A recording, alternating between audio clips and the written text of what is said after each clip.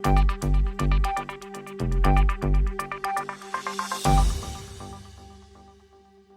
to Eyetube OD's daily coverage at Vision Expo East in New York City.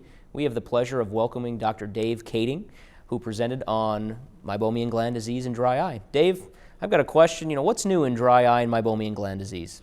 Well, Nate, there's tons going on in the realm of dry eye. We've seen considerable shifts in technology as companies are realizing that there's opportunity here.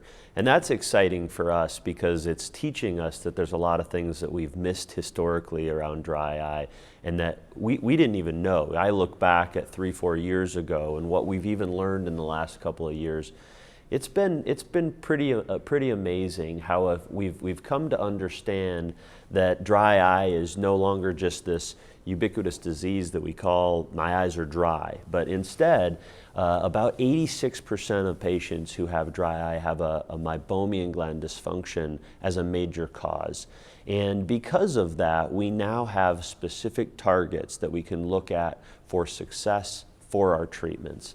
As an example, we have meibomian gland meibography, where we can look at the structure of the meibomian gland. Kind of like OCTs, we have the ability to assess how well the oil glands are flowing with this test called the MGE, or the meibomian gland evaluator, that Tear Science has, and we can look at how much oil is really coming out of the glands.